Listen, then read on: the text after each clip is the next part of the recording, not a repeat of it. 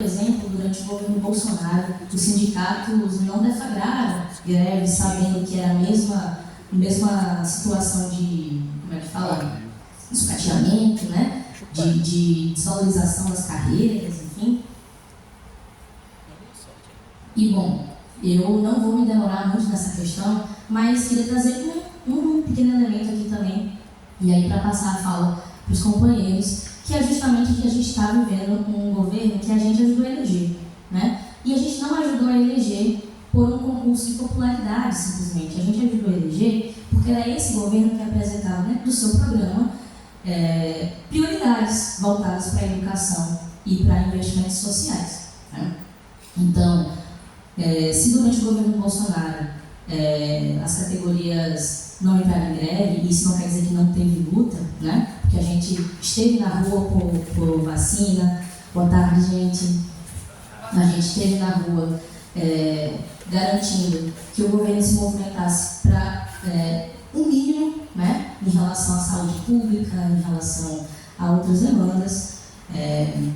Mas que a gente já sabia que o governo Bolsonaro ele foi muito fiel ao programa que ele apresentou. O programa dele era privatista, o programa dele era de maior sucateamento para os investimentos sociais, e o programa dele conseguiu fazer avançar, né, aquilo que Michel Temer já tinha colocado na ordem do dia como o teto de gastos, que está aí não só contingenciando gastos por 2 décadas, né, que ainda vai se estender, mas realmente fazendo com que esse orçamento, que já era o suficiente, seja diminuído a cada ano, certo? Então a gente passou desse inferno para um governo que nós ajudamos a eleger e que dizia que tinha no seu programa uma prioridade, né?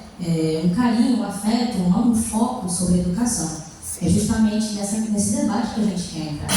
É justamente por conta desse caldo que a gente vem, que a gente suscita mais reivindicações, né? Porque a gente entende que é um governo que abre as portas para o diálogo. E se é um governo que abre as portas para o diálogo, a gente não vai abrir mão de ser ouvido, né? De fazer com que ele se movimente. Então, essa foi uma breve introdução, certo? De alguns pontos de vista que têm sido dialogados dentro do diretório acadêmico de comunicação social. E a partir dessa minha fala, né, queria passar a fala para a Briane, para falar um pouquinho sobre como tem sido essa perspectiva da greve segundo os técnicos administrativos.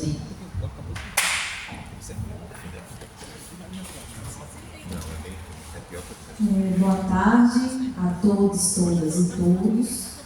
Meu nome é Briane Araújo, né? Sou técnica administrativa, lotada no campus São Cristóvão, né? Sou técnica de laboratório na área de biologia, sou bióloga, formada aqui pela UFES, e atualmente faço parte da gestão do Sintufes, sou coordenadora de finanças do Sintufes e faço parte do comando local de greve dos técnicos. Primeiro eu vou fazer uma contextualização, né, da greve dos técnicos. Nós técnicos deliberamos, né, aprovamos a nossa greve no dia 11 de março, né, com início para o dia 14 de março. Então agora, no 14 de junho, completamos 90 dias de greve, né. A nossa greve, ela tem pautas, né, eixo central e eixos específicos da greve, né. Dentro do nosso eixo específico, né, está a nossa reestruturação da carreira dos técnicos administrativos. Nosso plano de carreiras ele foi aprovado no ano de 2005, então agora em 2025 completa 20 anos do nosso plano de carreiras e desde então a gente não teve nenhuma alteração, nenhuma modificação. Foi aprovado no governo de Lula, né, em um dos governos de Lula, por meio de greve, né, pressão da categoria em cima de Lula para poder aprovar nosso plano. E também a gente traz na pauta da nossa greve a recomposição orçamentária, né, das universidades e institutos federais.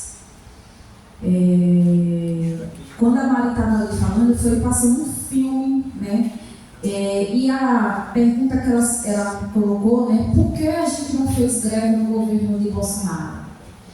É importante a gente ressaltar que a gente conseguiu derrotar Bolsonaro nas urnas, mas o bolsonarismo está forte, ainda está vivo dentro da nossa sociedade. Né? Dentro da UFES, a gente sabe que o bolsonarismo ainda continua forte, né?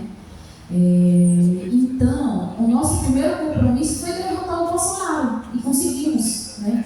Para isso, os servidores da educação, docentes, técnicos, a gente foi para as ruas para eleger o Lula. E no seu discurso de posse, né, Lula sempre diz que a educação é prioridade. Agora eu pergunto, como é que Lula diz que no seu governo a educação é prioridade se ele não valoriza seus trabalhadores e trabalhadoras da educação?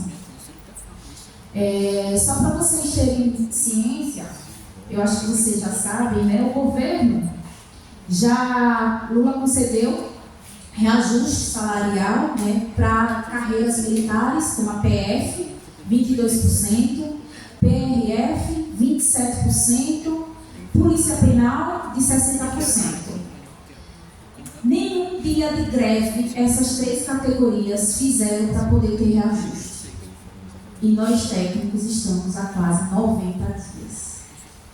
Com mesas de negociação, a gente tem mais uma mesa de enrolação, no dia 11 de junho, né?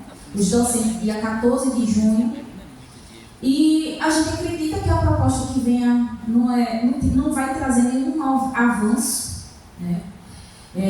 Nós técnicos, a gente pede um reajuste de 34%, os docentes 22%. E o que Lula apresenta é uma proposta para 0% para esse ano, 2024, 2025 de 9% e 2026 de 5%. Não chega nem a ser metade daquilo que a gente está pedindo, que é os 34%. Nós técnicos, né, a categoria dos técnicos administrativos, a gente compreende em torno de 224 mil técnicos administrativos, né, nacionalmente, e temos o pior salário do Serviço Público Federal. Apesar de muita gente achar, você é servidor público federal, você ganha 10 mil. Nem quando eu me aposentar eu vou ganhar 10 mil. Um técnico da minha categoria, do meu nível, ele entra no serviço público ganhando menos de 2 salários mínimos.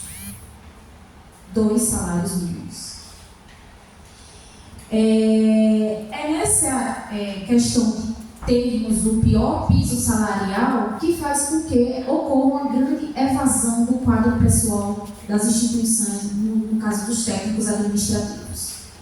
Só para vocês terem uma noção, aqui na UFES a gente tem um déficit de técnicos administrativos em torno de 1.000 técnicos. Sendo que foi feito um concurso, né, recentemente, que só ofereceu acho que 93 vagas.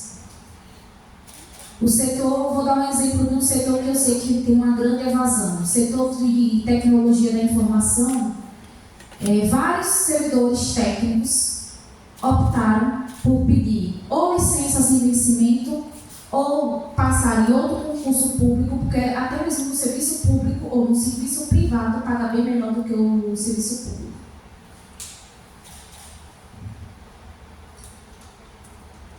Como foi anunciado pelo governo, né, existe aí a possibilidade, vai ocorrer a criação de 2 novos campos do IFES. Aí eu coloco, se o governo não tem condições de arcar, houve diversos cortes orçamentários já nas instituições de ensino que existem. Como é que vai se manter esses 2 novos campos do IFES? Se aqui na UFES, como eu coloco, quantos cortes, não sei se vocês se lembram, mas há um tempo atrás houve contingenciamento aqui na universidade e desligamento dos aparelhos de ar-condicionado para poder economizar, né? Os estudantes sofrem com a não ampliação do resumo, a não climatização.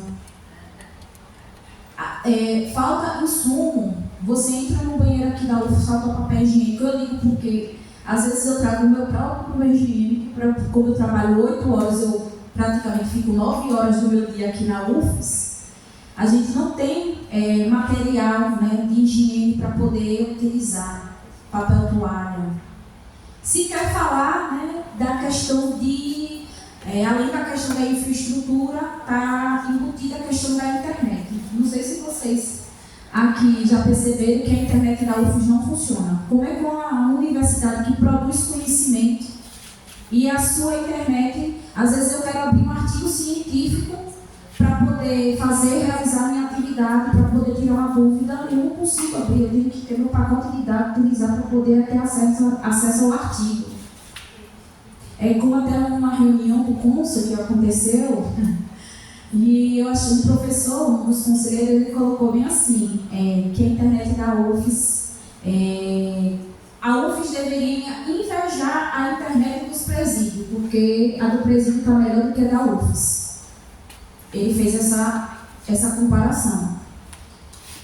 E a gente vê, como eu coloquei, Lula veio com a proposta de a educação ser prioridade, e a gente se depara, essa semana, acho que foi na segunda-feira, o deputado Nicolas Ferreira, que vocês sabem que é bolsonarista, ele fez uma postagem. Ele é o presidente da Comissão de Educação, infelizmente, e ele propôs a criação de um GT na Comissão de Educação para poder abrir o diálogo com os trabalhadores da educação. Veja a que nível a gente chegou. Nicolas Ferreira propondo a criação de um GT para poder abrir diálogo dos trabalhadores da educação com o governo Lula. A gente foi um fio só. E eu, assim, quando foi feito o convite pelo diretório de comunicação social, eu pensei, né? Que bom, é importante esse debate estar acontecendo essa semana. Essa semana, sexta-feira, é comemorado o Dia de Liberdade de Imprensa. Aí é o que eu coloco, eu quero fazer um recorte dentro desse dia. A importância da mídia, da grande mídia, na cobertura do movimento grevista. Se vocês perceberam, na última segunda-feira, nós realizamos uma atividade na entrada na verdade não foi só na UFES, isso foi nacionalmente, e a gente fez uma atividade, né, foi chamado do Dia da Educação, de Defesa da Educação, e o que a grande mídia noticia é que a gente atrapalhou, que os alunos estão há tantos dias sem aula, que prejudica a vida dos alunos, mas o que é mais impressionante é que não é colocado, né, para a sociedade. Na verdade, a mídia tenta jogar a sociedade contra os trabalhadores, né? Mas o que não é noticiado na mídia é o que acontece dentro das universidades, o que vem acontecendo, né? O sucateamento das universidades, isso não é relatado. As condições de trabalho dos servidores técnicos, só para vocês terem um exemplo, na UFES, não só na UFES, mas acredito que em outras universidades, a gente tem um quadro muito grande de servidores adoecidos na sua saúde mental, por assédio moral, assédio sexual. E foi colocado que os técnicos administrativos têm o maior número de servidores afastados por doenças mentais, por questão de saúde mental. E isso nos preocupa. Aqui na UFES mesmo, a gente não tem nenhuma política de combate ao assédio moral. Nós do Cintufes, a gente recebe denúncias de assédio, levamos para a administração e não conseguimos ter uma resolução. É isso que a gente tem, além das pautas que eu citei, uma das pautas da nossa greve também é essa, condições de trabalho. A gente precisa de condições dignas de trabalho. E, como eu falei, é importante, né, também falar que na atividade da segunda-feira, uma das pessoas ligadas à gestão da UFES, em um evento que estava acontecendo, criticou a atividade de greve que estava sendo realizada. Disse que era um absurdo que a gente estava fazendo aquela atividade, impedindo que os carros entrassem dentro da UFES, mas, para mim, não causa muita estranheza uma gestão que afronta a democracia, né, ser contra o movimento paredista. Então, para mim, não causa nenhuma estranheza, né, eles serem contra nossas atividades de greve. E a intenção é essa: a gente vai incomodar até chegar aos ouvidos de Lula, e a gente vai continuar a greve, enquanto Lula não pagar, quer dizer, pagar, na verdade, tudo que nos deve, porque a gente não fez a greve no governo Bolsonaro, porque a gente estava com a faca no pescoço, não tinha condições de a gente fazer uma greve com um governo de extrema direita, né? A gente sabia que se fosse aprovada a greve, a gente teria um corte de ponto no dia seguinte. Então, o momento é esse, o momento é agora. Os trabalhadores, eles precisam se fortalecer nos seus sindicatos de base.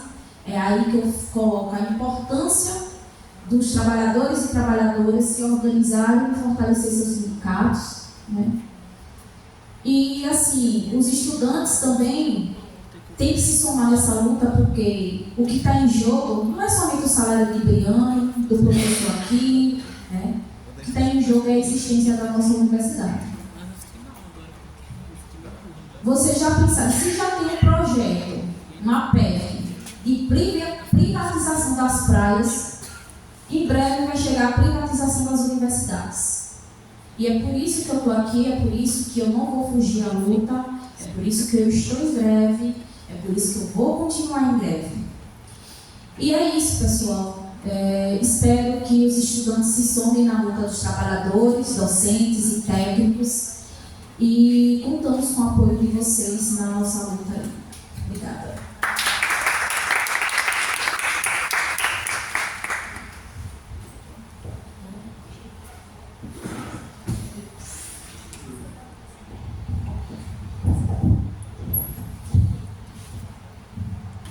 Pessoal, beleza? Tudo bem? Boa tarde. Aqui durante a greve, ocupando a universidade, não só hoje, mas hoje é um especial também, porque é uma atividade que foi puxada, né, pelos estudantes, né, durante a greve, então isso já traz assim, um caráter bem interessante para essa atividade, bem diverso. Né, tipo, o comando de greve tem estado aqui na UFES, né, praticamente todos os dias, ou todos os dias, de fato, né, tipo, organizando atividades, mantendo debate, mantendo tanto análise de conjuntura quanto ações efetivas, né, durante a greve, enfim, para cada vez mais fortificar, né, na pauta. Então, a vivência da universidade durante a greve tem sido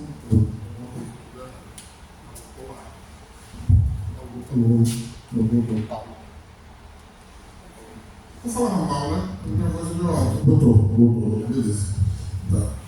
Então, é bem bacana hoje que a gente tem essa atividade organizada pelos estudantes, né? Tipo, e acho que em parte também, né, isso eu puxo para a minha apresentação, porque na verdade toda a minha história é do movimento estudantil, né? Tipo, sei lá, eu venho da militância do movimento estudantil, né? Quem me conhece é Henrique, meu irmão, ele estou comigo no movimento estudantil, né? É um pouco mais novo, um pouco, mas não tanto. Ele está saindo, ele estava entrando.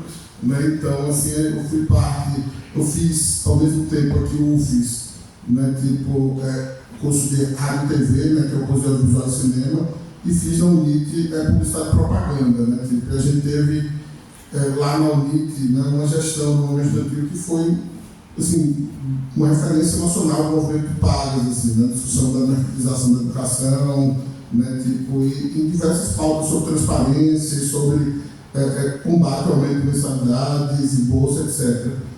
Enfim, a gestão que a gente fez muito baseada, né, em ocupações muito grandes, assim, né, tipo, dentro da universidade, né, a gente viu uma sequência de umas 7 ou 8 ocupações da universidade, da UNIT, né, tipo, e uma política de comunicação também muito aguerrida, assim, já na época com muita charge, com muito enfrentamento ao reitor, com muito com muita crítica dura, mas usando uma política de comunicação bem efetiva. Então a gente teve uma gestão assim, bem interessante na UNIC. Eu fui também do centro acadêmico do DCE aqui da UFES, né? Mas assim, ironicamente, tipo, enfim, minha formação maior no movimento estudantil foi na UNIC. Lá era mais duro, né? Tipo, sem dúvida, né? Que você tem muito mais liberdade para atuar no movimento estudantil. Isso é muito valoroso, assim, é algo para a gente, por exemplo, a greve é um instrumento da democracia, né? E por exemplo, alguns professores da época do movimento estudantil da UNIC, eles iam para mim e diziam, mas aqui, eu queria que vocês defendessem a sindicalização dos professores da UNIC, né? Por exemplo, só para a pauta. E a gente defendeu no jornal, mas o professor tem coragem lá na UNIC de sindicalizar. Então, vocês entenderam a diferença, assim, se hoje aqui na UNIC a gente entra em greve, né? Porque existe uma esfera, um ambiente minimamente democrático, apesar da gestão da reitoria e desse processo que aconteceram nesse último período, né? Existe aqui uma possibilidade de movimentação e de organização maior, tanto para os professores quanto para os estudantes, né? E o movimento estudantil da UNIC nosso foi duramente repreendido. Na verdade, os 2 DCS que a gente tinha dentro da universidade foram retirados, né? Tipo, a gente teve vários embates assim, com a polícia. Os 2 DCS foram retirados e colocados fora da universidade. Então a UNIC alugou casas fora, porque a gente usava muito como forma de entrar com material impresso, com megafone, né? Enfim, tipo, né? Com todo o material de luta. A gente entrava na sede, então a UNIC alugou casas, uma casa na frente da UNIC aqui da Farolândia e uma casa fora também na UNIC do centro, para tirar a gente da universidade. Então, lá foi duramente reprimido, enquanto aqui na universidade pública não. Aqui na universidade pública existe, né, uma autonomia, né, para a organização. E esse é um ponto central para o qual a gente deve valorizar. E uma forma de valorizar essa autonomia é, de fato, lutando, se organizando, né, tipo, enfim, de fato, né, ocupando esse espaço de organização, né, tipo, já que existe essa liberdade, assim, pelo que eu chamo de respeito, não ocupar, não participar. Então, já que existe esse espaço, vamos ocupar e garantir que ele continue a existir, né, e garantir que ele continue a existir. Porque se a gente não se organiza, se a gente não luta, né, também a gente corre o risco de perder esse espaço. Então, só narrando um pouco a minha inserção como eu estou aqui, eu também atualmente não sou chefe do DCOS, né, e junto com o centro acadêmico a gente tem feito algumas atividades lá no DCOS, né, tipo, uma chefia, né, tipo, como diria, de que posteriormente, né, que deu apoio à greve dos técnicos, mandando um e-mail lá, explicando os processos que estão parados, né, mandando um e-mail para todos os estudantes, mas a chefia também, que sofre muito com a greve dos técnicos, assim, para mim, os professores deviam ter saído já, porque é muito duro, né, cada dia que continuava a funcionar sem os técnicos era muito temerário, porque, enfim, né, são os técnicos que garantem, né, o funcionamento da universidade e um funcionamento com qualidade, né, tipo, então, né, todas as categorias são fundamentais, né. Finalizando, né, tipo, eu acho que existe esse aspecto também da transitoriedade do movimento estudantil, né, que ele acaba, né, e a pessoa migra e transfere, né, e vai atrás de outros espaços de militância, né, que no meu caso, né, só para colocar até aqui, que eu me sinto um pouco, enfim, estou aqui na mesa, mas assim, depois que eu entrei aqui como substituto a primeira vez, na verdade, eu já vi no movimento estudantil, eu me filiei na DUF. Na primeira vez passei como substituto. Como substituto eu pedi para sindicalizar na DUF. Mas depois, quando eu entrei como efetivo, eu estava fazendo doutorado, enfim, etc. E acabou que eu acabei um tempo sem voltar. Então, estou voltando agora, né? Enfim, espero voltar ou continuar a voltar, né? Um pouco mais para a militância, mas passei um tempo um pouco afastado, aí, cuidando um pouco mais da carreira acadêmica, né? Mas vamos voltar para o tema da greve. Finalmente, eu já perdi todos da apresentação. Um pouco vaidosa, né, em 5 minutos, mas vamos lá, vamos em frente. Voltando um pouco para a greve, né, a primeira coisa, por que greve? Né? Tipo,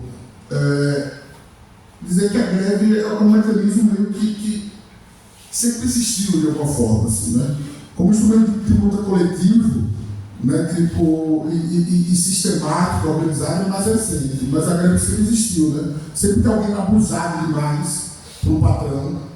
Um dos recursos, sei lá, você pegar uma arma e lutar. O recurso é tentar fugir. Né? Outro recurso é tentar fugir. Né? E sempre existe um recurso que é cruzar os braços e dizer, eu não trabalho mais. Né? Tipo, ou você me respeita, ou eu não trabalho mais.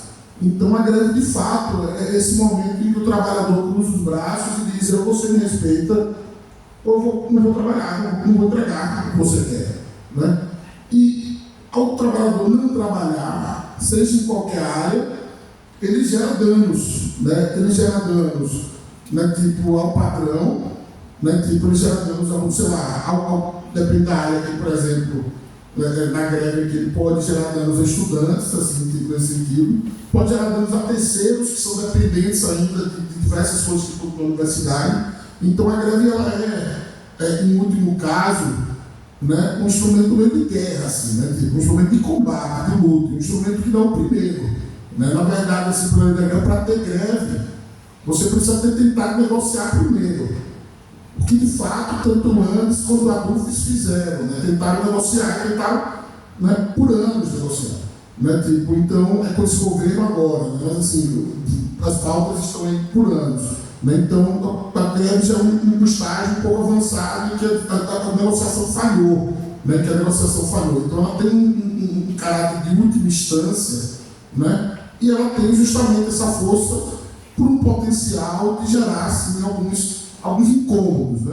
Né? Esses incômodos, eles estão no cerne das fake news sobre a greve, assim, do exagero e de todo, enfim, tipo, de uma comoção social anti-greve, né? Mas, ao mesmo tempo, essa comoção social, os mesmos motivos que geram essa comoção social anti-greve, eles são o que fortificam a greve.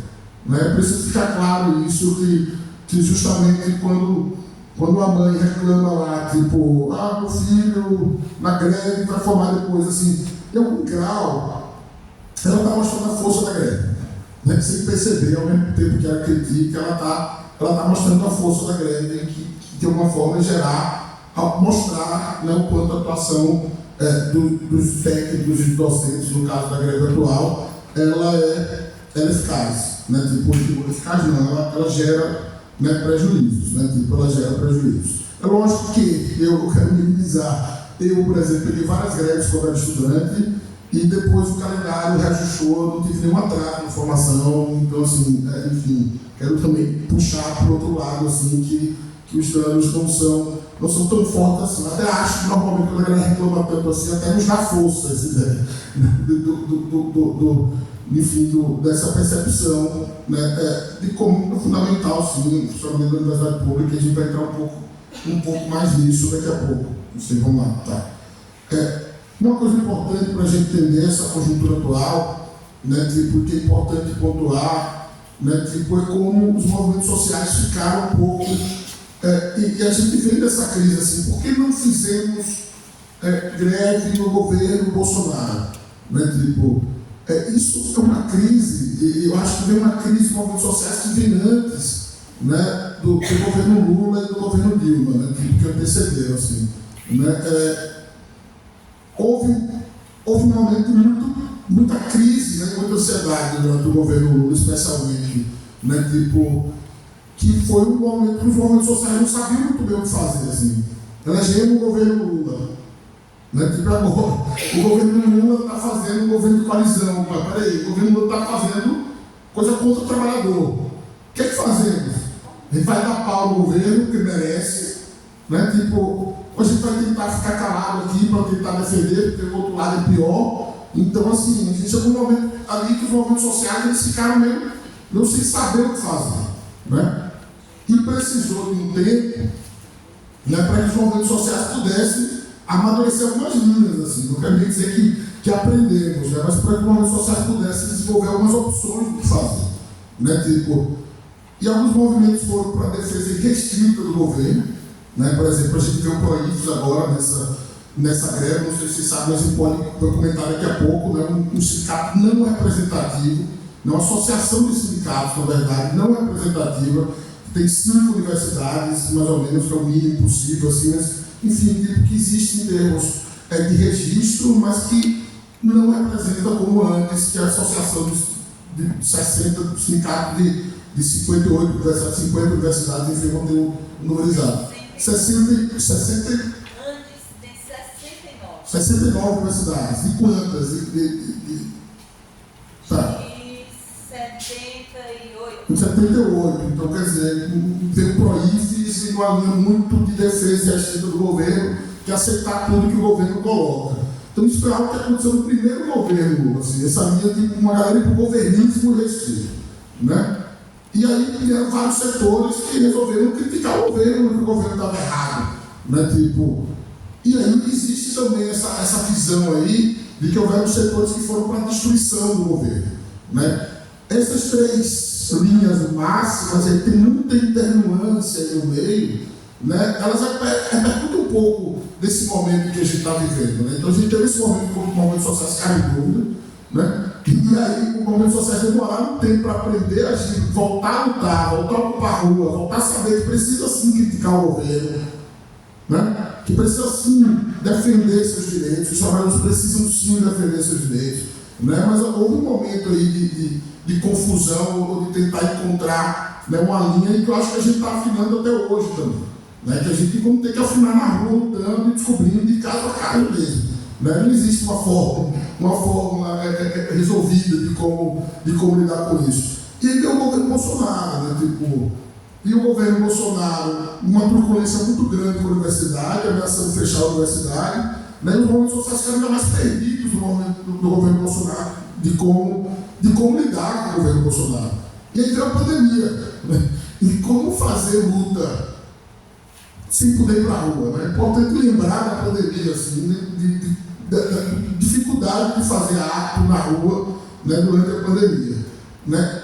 E, enfim, então foi um momento muito difícil de mobilização também, para terminar aqui, tipo, o governo Bolsonaro, o resto vai um pouco nas perguntas, mas assim, tem o governo Lula 3, né? E eu acho que isso é muito doido, porque se a gente já tem aprendido um pouco a lidar, né, tipo, sei lá, ou pelo menos se criaram linhas de como lidar com o governo, né, tipo, mas o governo Lula 3, né, ele vem com medo da volta de Bolsonaro, né? Então a coisa está pior, porque muita gente está com medo de fazer qualquer crítica, se criticar a volta a Bolsonaro, que uma parte das críticas que a gente viu nessa greve, essa ideia de que a gente estava capitaneando para Bolsonaro, e ver o Nicolas Ferreira desse tentar puxar, né, enfim, tentar capitanear, né, para a extrema-direita, enfim, o diálogo com os professores, né, tipo, o que é uma grande piada, até ofensiva, uma piada bem ofensiva, né, mas assim, a gente está nesse terceiro governo, em parte com medo do retorno de Bolsonaro, né, com o crescimento do fascismo, com o crescimento das fake news, com um país extremamente formado por bolhas irracionais, né, por bolhas, né, que nem escutam outras fontes de informação, né, e a gente tem esse medo, né, tipo, a gente tem feito muito pouco para disputar o governo, né. Por isso eu assim, saúdo essa greve, eu acho que, enfim, tipo, como um esforço, né, porque só a extrema-direita está tentando puxar o governo por valores morais e tentando puxar um pouco o avanço social que o governo quer fazer, né. E acho que a greve dos docentes federais, elas estão tendo o papel de fazer justamente o oposto, né, inclusive, né, com a verba desse ano, de rediscutir o teto de gastos, enfim, tipo, o limite de gastos sociais, é que interessa isso, né, é que interessa isso. Então, a greve, ela tem como pauta, né, fortemente, não um reajuste, mas nesse momento a recomposição salarial, né, majoritariamente, né, recompor o que foi perdido, o salário dos professores do Estado foi perdido, né, em termos de inflação, né, falando dos docentes aqui, e uma recomposição das verbas da universidade pública, né, que no governo teve para cá, né, elas caíram bastante, assim, né, tipo, o investimento nas universidades, né, depois do crescimento do real, o investimento das universidades caiu bastante, a gente pode sentir isso, né, nos corredores, né, então, enfim, a gente está nesse momento, né,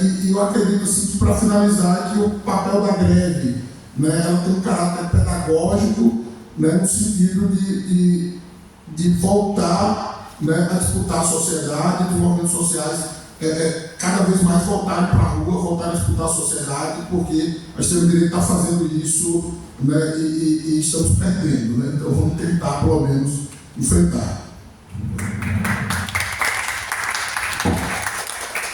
Vou passar a palavra agora, então, para viu, né? Acho que tem que ser por cima da mim.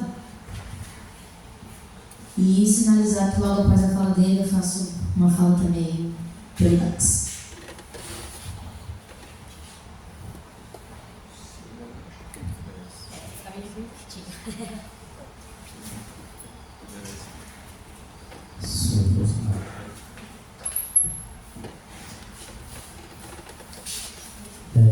Boa tarde a todo mundo. Me chamo Dio Caravana, eu sou artista, né? Eu sou estudante de História, sou da Coordenadoria Geral do BLH, eu faço parte também do Cineclube Voyage, e tanto da UJC como secretário de organização, como do Movimento Universitário Popular. Eu escrevo, eu sou fotógrafo também, e mexo com audiovisual, né? Mas sou estudante de História. E, bom, o DAX, como o Mari pontuou, deflagrou greve estudantil dia 10 de maio.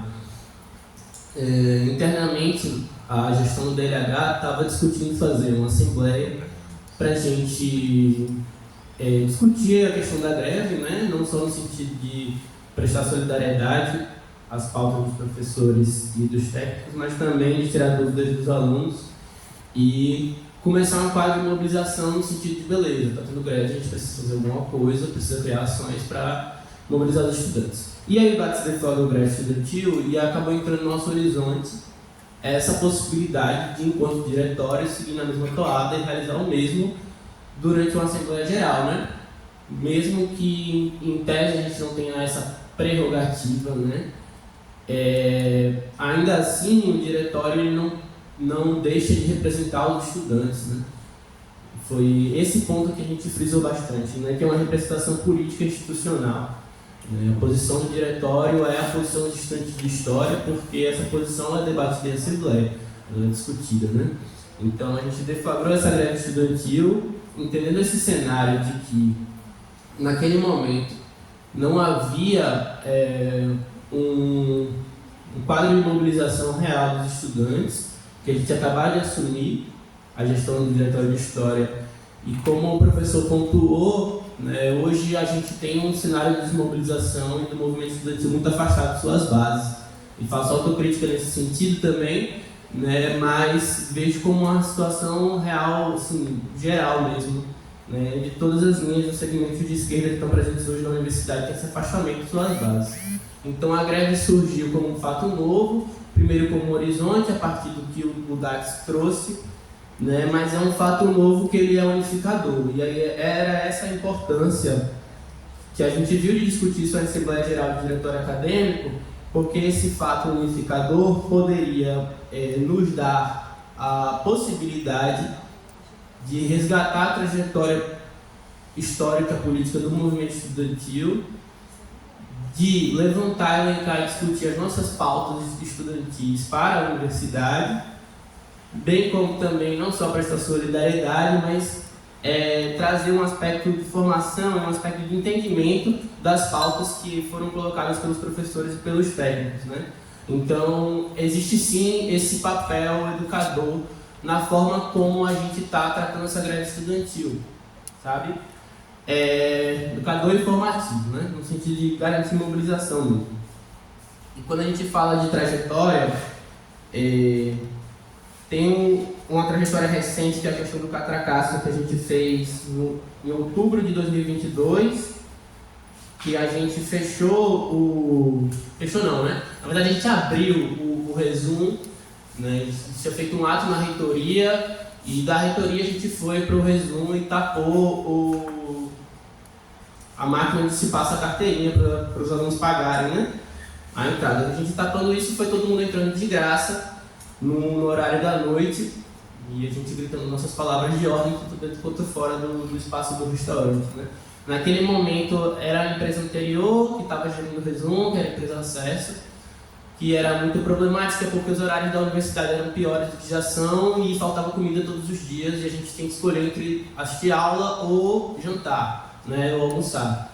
E almoçar com uma qualidade ruim também, porque já naquela época não tinha, como ainda não tem, nenhum tipo de climatização dentro do espaço do restaurante universitário, onde já tem. uma poluição sonora insuportável, né? Porque lá a acústica faz um eco absurdo e são milhares de pessoas comendo todos os dias. Então você tem essa questão da poluição sonora, você tem essa questão do calor, que é insuportável dentro do resumo. Né? E o clima está só esquentando nesse sentido, né? Então a gente não tem uma qualidade de alimentação garantida. E aí quando começou a greve, pensando nisso, nessa trajetória, quando começou a greve, em tese, o resumo ele ficaria fechado, né? Porque o resumo ele não é reconhecido pela universidade enquanto serviço essencial, né? Sendo ele o principal responsável por garantir a segurança alimentar dos estudantes, não é um serviço essencial, por isso não funciona nas férias, não funciona nos finais de semana, né? E a partir de uma mobilização que teve seu fim num ofício redigido pelo DCE e mandado para a reitoria, para que algumas atividades que não eram essenciais continuassem funcionando, o resumo está aí funcionando e está funcionando com uma frequência, né? Tanto no horário do almoço como no horário da janta. Então, quando estávamos discutindo isso na nossa assembleia, isso entrou na nossa perspectiva como pauta também. E se a gente tem essa possibilidade do resumo funcionar sem aula, que em tese ele serviria apenas para esses momentos onde está tendo aula e agora ele está funcionando sem aula, por que o resumo pode ser considerado um serviço essencial e garantir a segurança alimentar dos estudantes todos os dias, né? Incluindo as férias e os finais de semana? Então, isso entrou na nossa perspectiva. Entrou na nossa perspectiva também lutas históricas como o passe livre, né? Hoje a gente tem um contexto de uma passagem que custa R$ 4,50 e aí a gente paga R$ 2,25, né? Mas os auxílios aqui que a UFES dá pra gente não são registrados desde 2010. Então, assim, o auxílio de transporte ele não vai conseguir dar conta de você frequentar a universidade todos os dias, porque você vai gastar, né, quase R$100 no mês, né? Se for fazer essa conta. Se você trabalhar, você está ferrado também, você vai ter que tirar dinheiro do que você recebe para colocar. Então, a gente quer retomar também, a partir desse contexto de greve, dessa possibilidade de educar e trazer os estudantes, essa discussão do passe livre, né? Até porque com a nova licitação também está tendo essa perspectiva de inicialmente mais 50 centavos, né? E aí a gente fecha R$5 de passagem, que é um absurdo. E além disso, outras lutas que estão sendo movimentadas aqui pelos estudantes, como cotas para pessoas trans, construção de uma creche universitária, bem como o aumento do auxílio creche, que também é ridículo.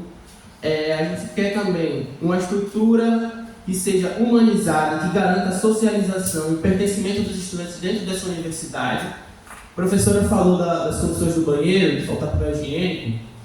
Tem algumas coisas aqui que são muito engraçadas, porque eu tive aula no CCBS, esse auditório aqui do lado, né? E aí tem um bebedouro que é perto desse auditório, e certo dia eu fui beber água nesse bebedouro. E aí falaram, não beba água nesse bebedouro. Aí eu não bebi. E aí eu fui outro dia e outra pessoa falou a mesma coisa. E aí eu perguntei por quê. E ela disse que às vezes não tem água no bebedouro e quando tem, não é uma água condizente para você tomar, né? Aí eu, beleza, tudo bem também, então. E aí eu lembro também de outro dia que eu fui beber água no bebedouro do Resumo. E era um dia que eu tava mal da cabeça, assim, tava aí um amigo meu, e aí eu tava sem garrafinha, ele encheu a garrafinha dele, bebeu um gole e jogou água no chão, assim. E aí a gente foi atrás de outro lugar para beber água. Sabe? São essas coisas que a gente acaba se acostumando aqui, e são tantas problemáticas dentro da universidade, são tantas questões que afetam os estudantes, que a gente acaba normalizando essas situações, aprendendo a viver com elas, né? Ao invés de se direcionar ao combate dessas questões, a gente acaba aceitando mesmo, né? Como questão da iluminação da Praça da Democracia, que em tese deveria ser um lugar onde a gente tem um espaço garantido para conversar, para interagir, né? É um lugar que as pessoas têm medo de permanecer em alguns pontos, tirando ali no palquinho, que é um pouco mais iluminado, né? Mas em outros pontos a gente não consegue ter esse espaço de socialização, sabe? A UFES também, apesar de ter cursos de arte e esporte, ela não garante espaços adequados para essas áreas, né? A gente não tem, por exemplo, uma galeria dentro da universidade. O pessoal de artes que quer expor aqui na UFES expõe no corredor da Bicentro, ou seja, está ali de passagem, está ali de enfeite, de decoração. É assim que a arte do pessoal de artes visuais e de qualquer pessoa que queira expor dentro do que é oferecido pela UFES é tratada, né, como uma coisa de passagem, sem valor. Então, a gente não possui esses espaços aqui, nem para o pessoal de artes visuais expor, nem para o pessoal de teatro encenar, nem para o pessoal de música tocar. Quando tem, está improvisado em algum auditório que não garante outras condições, mas não existe espaço específico. E aí, para o pessoal de cinema, a mesma problemática, né? Existe a Cinemateca da UFES, mas que não está dentro do prédio do auditório do DCOS, e também a estruturação daquela cinemateca, parte dela foi feita com o dinheiro do próprio professor que estava organizando a cinemateca na época, né?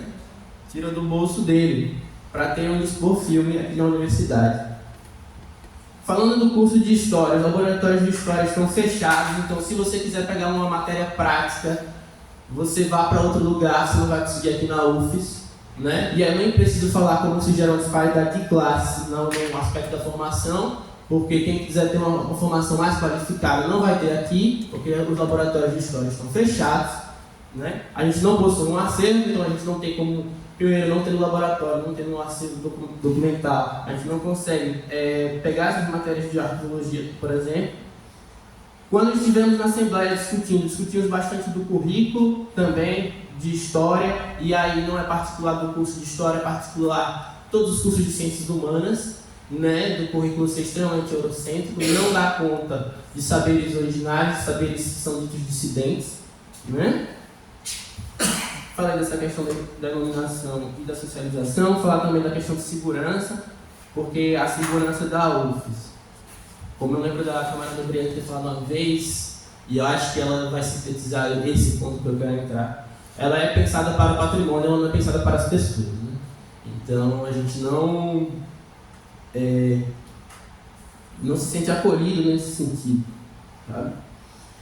Nós também saudamos as pautas locais que foram levantadas pela ADUFES, e tem uns panfletos ali, quem quiser ler também, não vou ler para não estender tanta fala. E a gente também, dentre as pautas nacionais, tínhamos o norte de não perder de vista de forma alguma a revogação do novo ensino médio, né? Pelo motivo principal de que todas as reformas que foram colocadas tanto no governo Temer como no governo Bolsonaro foram continuadas, né? Elas, principalmente essa em específico, que eu vou entrar nela, entravam no contexto de desmontar o serviço público, as instituições públicas, né? Então, basicamente, não revogar dar continuidade a esse processo de desmonte. Então, a gente está falando aqui sobre não ter uma formação qualificada dentro da universidade, apesar da gente ser naquele ranking que eu não sei quem fez, não sei quem organiza, mas que a reitoria muito se orgulha. A gente é número 5 no país. A gente é número 5, mas eu não me sinto contemplado aqui dentro, eu não me sinto largado aqui dentro, eu não sinto que eu vou ter uma formação qualificada, e com esse novo ensino médio, eu que faço licenciatura, não sinto que meu trabalho vai ser exercido de uma forma que me contemple também quando eu saio daqui, né? Então a gente está na labuta apenando mesmo, né? E vai continuar apenando, sabe? Então é por isso que uma pauta vai entrando na outra, e a gente não quer perder de vista isso como centro, né? Certo. E tem mais um ponto também, que são os ataques que o DCE vem sofrendo por parte da reitoria, no contexto de estar chegando a consulta pública, está chegando a eleição para a reitoria, e esse momento de greve, a reitoria reivindicou documentos pessoais dos dirigentes, coisa que nunca foi feita antes, né? E também documentos sobre os móveis do DCE, sabe? De modo a constranger mesmo a representação máxima estudantil aqui dentro da universidade, né? Que mostra que a gente incomoda, mas mostra também que se perdeu o medo, assim, de ferir as instituições democráticas, né, daqui da universidade, que nos representam como estudantes. E eu posso entrar mais nisso depois, minha vida está acabando, né? E, bom, como a gente tem esse fato novo que unifica os estudantes com as pautas dos professores e dos técnicos que trabalham na UFES, nós desenvolvemos ações que garantem esse caráter formativo político, que avançam também no processo de formação dentro do curso, que fuja desse currículo eurocentrado, que discuta e adentre nas pautas nacionais e locais, e que também, pensando na perspectiva de que nós estamos conseguindo mobilizar muito mais calouros do que veteranos, porque já estão nesse processo que eu falei, de normalizar as situações da universidade, nós entendemos tudo isso como importante porque a gente está introduzindo essas pessoas na luta, né, nesse caráter educador. Então a gente está realizando grupos de discussão, esse resgate também das memórias políticas de conquistas dos movimentos estudantis. Temos a perspectiva de continuar o jornal do DLH. Uma coisa que me dá orgulho enquanto cineclubista é que está tendo muito cineclube agora nesse período de greve, muito debate, né? E os debates têm sido muito profícuos, assim, todos que eu tenho participado, e nós também de História estamos realizando formações que vão nesse contexto, né, tanto da político como educador, no sentido de fugir desse currículo eurocêntrico, e também criar um centro de cultura no DLH, que condense as explorações artísticas dos estudantes, né? Então, respondendo à pergunta do porquê a greve, eu acho que para a gente para aproveitar esse contexto e mobilizar os estudantes de história à luta, né? Contra todas essas problemáticas, organizar a nossa cabeça e enfrentar elas enquanto militantes, enquanto seres políticos que estão dispostos a garantir uma formação qualificada e um mercado de trabalho que não sirva apenas para sugar nossas mentes e para que a gente daqui a uns anos tenha que estar aqui fazendo greve para ter um mínimo, ter um reajuste digno, né? Enquanto tem tanto dinheiro aí para banqueiro. Então, eu acho que é isso, finaliza a minha fala aqui.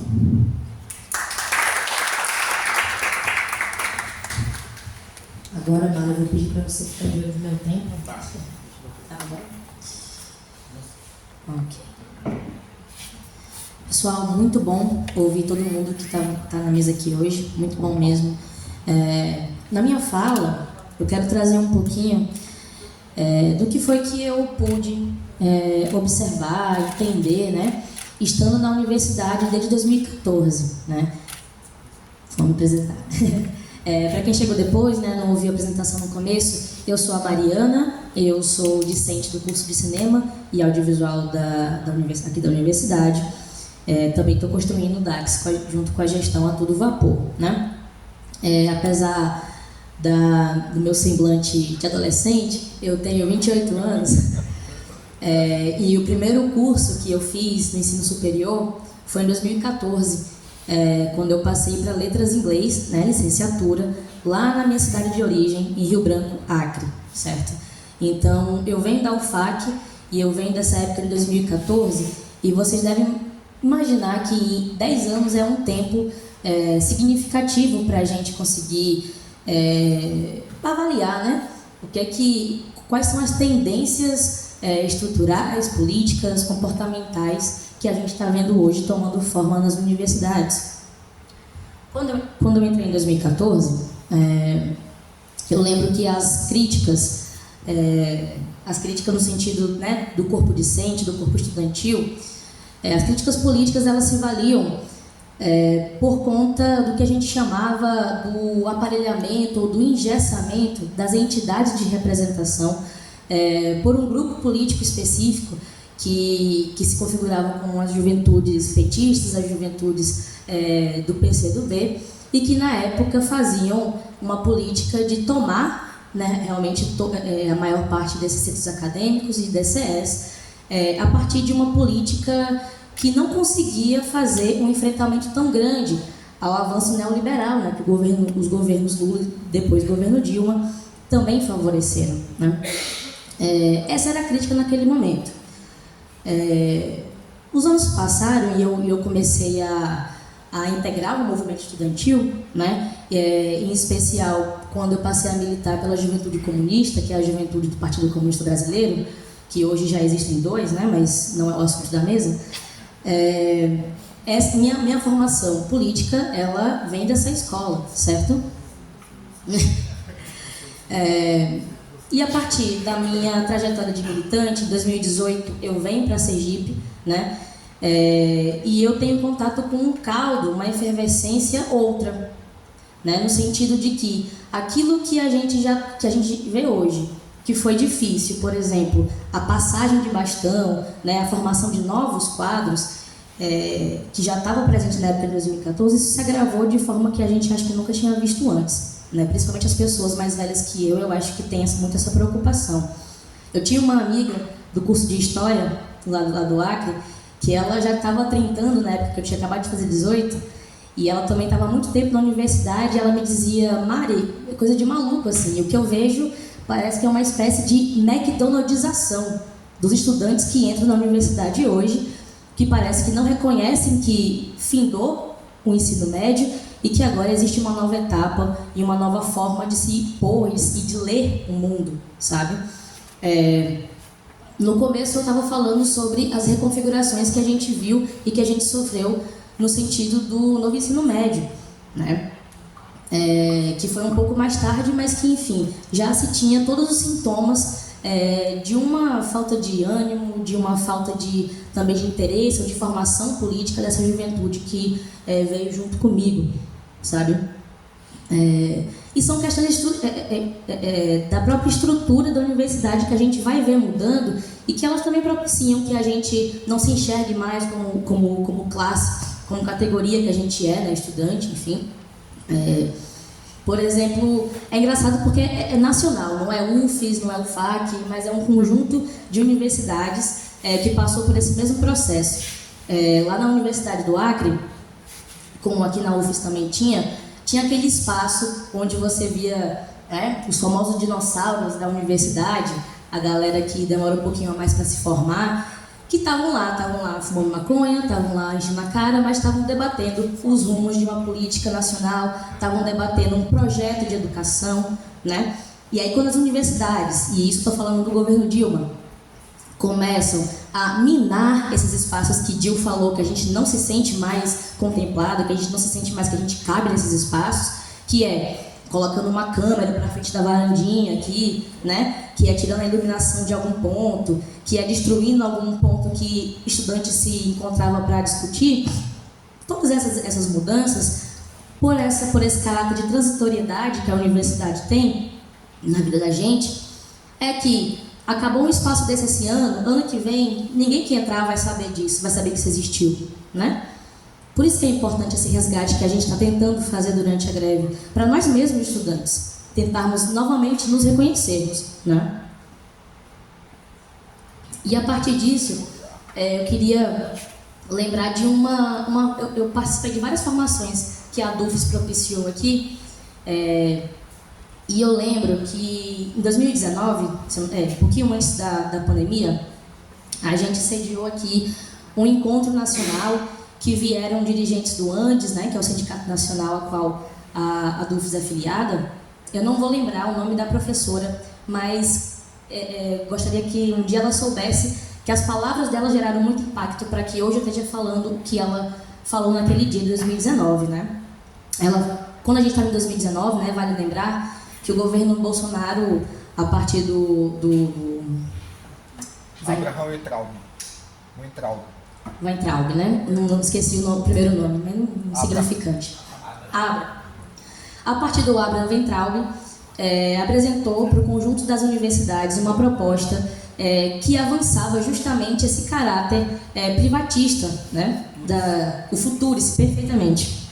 Dos mesmos criadores da Ponte para o Futuro, né? E aí, começou um burburinho dentro das categorias da universidade, que era o fim das universidades. A universidade vai fechar. Para quem chegou aqui há menos tempo, vale dizer que todo ano que existe um contingenciamento, que existe um problema orçamentário na universidade, todo ano a gente diz que a universidade vai fechar. Mas essa professora disse o seguinte: gente, é muito errôneo dizer que a universidade vai fechar, porque ela não vai. o que vai acabar acontecendo é que a universidade, como a gente conheceu ela, essa universidade que conseguiu se abrir um pouco mais para negros e negras, para pessoas trans, para as pessoas pobres que vieram dos interiores, essa universidade vai acabar. É esse sentido do público que está em jogo. Não é simplesmente que toda essa estrutura vai fechar e que a gente... Pronto. Não. A Briane falou sobre a gente estar vendo alguns disparates acontecendo no governo progressista, como por exemplo, a discussão de uma PEC que vai privatizar praias, com medo de que possa aparecer uma PEC que vai privatizar a universidade. Mas a minha opinião é a seguinte: isso não vai acontecer, porque a privatização da universidade, quem quer que isso aconteça, quem quer fazer isso acontecer, sabe que tem movimentos muito atentos para tentar barrar isso. Então, a privatização da universidade vai vir e vem de formas mais implícitas possíveis, né? Ela vem, por exemplo, quando a gente não tem estrutura suficiente no nosso departamento, e agora eu quero fazer as denúncias mais abertas possíveis sobre que tipo de acesso ou de não acesso que a gente tem no departamento de comunicação social. Agora a gente não tem... recebemos esse ano, não foi, JP? Recebemos esse ano alguns computadores mais ou menos suficientes para o que a gente para o que a gente necessita hoje para nossa formação, mas não consegue atender um terço tanto do corpo estudantil quanto das tarefas e enfim, das tarefas que a gente precisa aprender a fazer para exercer nossas futuras profissões, certo? Eu ouvi dizer que se isso confere ou não, aí a gente se resolve no DCOS, né? Mas que é possível que o DCOS comece a ter aulas no Senai, porque a universidade não tem estrutura para a gente. Peraí, como assim? Se você disser para mim que isso aí não é um sintoma de privatização, eu acho que vocês vão estar sendo ingênuos ou vão estar mentindo para a gente, porque tá ligado? Então, assim, tem muita... E no ponto de vista estudantil, tem muita coisa na ordem do dia hoje, gente. Muita coisa, né? Acho que a gente precisa estar junto com as categorias em greve para cobrar um reajuste orçamentário digno, necessário, né? Toda vez que eu olho pro Henrique aqui, eu lembro da galera da época dele, né? Que em 2011, para quem não sabe, teve um movimento fortíssimo que foi encabeçado pela galera da comunicação, a galera aí de Henrique e demais colegas, que um dos motes era inclusive chega de migalhas, né? Eu acho que esse tipo de coisa a gente precisa recobrar pra gente. Até porque, na fala da Briane, uma coisa que eu prestei muita atenção também, e é bom que a gente dê ouvidos a isso, de pensar qual que é o nosso papel enquanto comunicadores, enquanto estudantes de comunicação, no sentido da greve, no sentido da luta. E fazer esse chamamento para nossos outros colegas estudantes. Qual que é o papel dos historiadores na greve? Qual que é o papel da galera do serviço social? Qual que é o papel do professor de física? Entendeu? Porque é justamente nesse debate que a gente começa a debater projeto de educação. É nesse debate que a gente tem condição de dizer qual é a educação que a gente quer construir, qual é a forma de produzir ciência e tecnologia que a gente quer, sabe? Lá em 2019, quando foi apresentado o Futurice, e todo mundo aqui ficou em polvorosa, porque, meu Deus, né, a universidade está sendo disputada pelo bolsonarismo. Eu lembro que o movimento que aconteceu, e isso assim foi bonito de ver, até cursos que historicamente se omitem, né, de estar na luta, estiveram presentes, e houve um certo movimento de mostrar para as pessoas lá fora por que a universidade era importante e por que as pessoas precisavam estar com a gente para defender a universidade. Daí você tira como assintomático, porque é na hora que a água bate, né, que a gente lembra que existe gente lá fora que precisa conhecer a universidade, que precisa saber o que a gente produz, entendeu? Então, esse é um problema muito grave. Naquele momento, todo mundo fez um banner lindo, quis mostrar sua pesquisa, quis mostrar sua extensão, foi para a praça pública, não sei o quê. Me perguntem quais foram os desdobramentos concretos, práticos dessa ação. Eu acho que não teve nenhum. Não teve nenhum porque não teve continuidade. Eu não quero dizer que a iniciativa não foi poderosa, porque foi. Foi lindo de ver aquilo. Mas se a gente não continua pautando as coisas, isso some do debate público. Some. E vai ficar cada vez mais difícil para a gente recobrar e restituir o pouco que a gente já tinha avançado de debate. O que eu quero dizer com isso é trazer para a gente aqui, para o conjunto de todo mundo que está aqui, um debate que surgiu lá na Assembleia do DACS, né? Quando a gente, falando desses problemas das estruturas que a gente tem no nosso departamento, e a gente falou sobre essa questão, né, que para a reitoria é o que vale da taxa de sucesso, né? Querem fazer com que a gente acredite que o nosso curso não recebe investimento suficiente porque nós não damos retorno suficiente. Peraí, minha gente, vamos então fazer a seguinte reflexão. Taxa de sucesso é o quê? Taxa de sucesso é a aprovação no ENAD? É a aprovação dos rankings que dizem que a UFES é a melhor do Brasil ou da América Latina? Ou taxa de sucesso deveria ser a forma como cada curso, cada pessoa que sai da universidade consegue contribuir para a sociedade? Porque se for assim, eu queria perguntar para vocês, onde é que estão os engenheiros civis que se formam na universidade? Porque o Rosa Elza continua com problemas estruturais, de moradia, de saneamento, né, de urbanicidade. Onde é que estão os arquitetos e urbanistas que se formam aqui, que Aracaju toda vez alaga? Onde é que estão todos esses cursos que recebem investimentos que a gente considera, que são maiores do que os cursos de artes, os cursos de humanas? Qual é a taxa de sucesso desses cursos? Para onde é que estão indo esses profissionais? Porque os problemas reais da população estão todos aqui, escancarados, né? E para finalizar, muita coisa ainda, mas eu vou finalizar. É isso, gente. A gente quer hoje, né? Nosso papel enquanto estudante de comunicação é reanimar isso aqui. Porque, embora a gente tenha conseguido um passo muito importante, que foi a deflagração da greve estudantil, vocês estão vendo que esse auditório está praticamente vazio, sabe? Porque o buraco é muito mais embaixo. A questão do desestímulo, a questão da falta de ânimo, a questão da desorganização, não é um problema de uma categoria ou de outra, mas é geral, certo? São décadas aí que o mote principal dos movimentos sociais, que nunca pararam de lutar, é a reorganização da classe trabalhadora, a reorganização das mulheres trabalhadoras, dos grupos oprimidos, tá ligado? E a gente ainda precisa avançar muito nisso.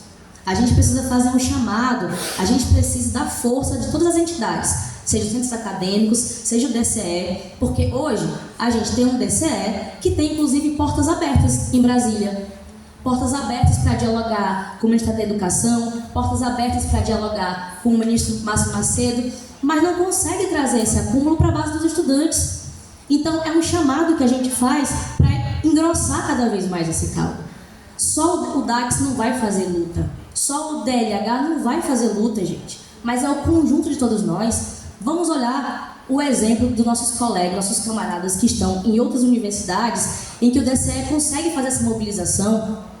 A gente sabe que vai vir poucas pessoas para o nosso lado, mas não é por isso que a gente vai deixar de disputar, certo?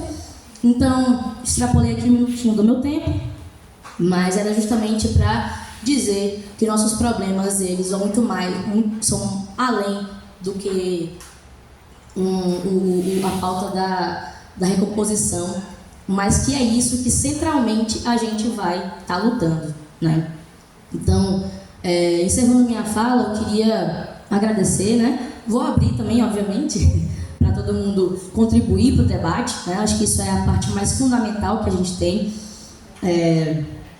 Mas não é isso, não vou ficar enchendo coisa aqui, é isso. Muito obrigada a todo mundo que contribuiu e o microfone vai estar aberto aqui para as contribuições de todo mundo. Obrigada.